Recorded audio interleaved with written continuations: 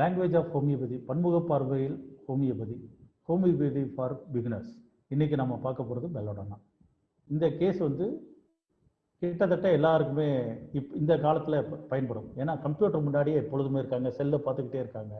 இப்படி தான் ஒரு பையன் வந்து ஆன்லைனில் கிளாஸ் டிஎன்பிசி குரூப் ஒன்று எழுதிக்கிட்டு இருக்கான். அதுக்காக முறைப்படி படிச்சுக்கிட்டு இருக்கான் ஆன்லைனில். அந்த பையனுக்கு வந்து தலைவலி அதிகமாக இருக்குது. காரணம் என்னன்னு கேட்டால் இந்த கம்ப்யூட்டர்லேயே இருக்கிறதுனால அப்படின்னு சொல்லி சென்சிட்டிவ் டு லைட் அப்படின்னு எடுத்துகிட்டு என்ன மாதிரி வலிக்குது அப்படின்னு கேட்டால் உள்ளுக்குள்ளே விண்ணு விண்ணுன்னு இருக்குன்னா, விண்ணு விண்ணுன்ற வார்த்தை வந்து பல்சேட்டிங்னு அர்த்தம். அவனுக்கு கொடுத்தது பெல்லடோனா 3X தான் அந்த தம்பிக்கு கொடுத்தேன்.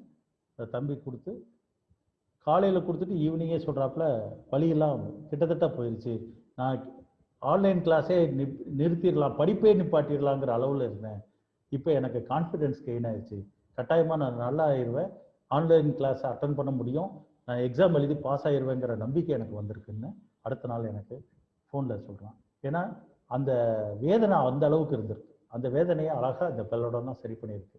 அதனால் கம்ப்யூட்டர் அடிக்கடி பார்க்குறவங்களுக்கு மிக முக்கியமான ஒரு மருந்தாக பெல்லடோனா இருப்பதாக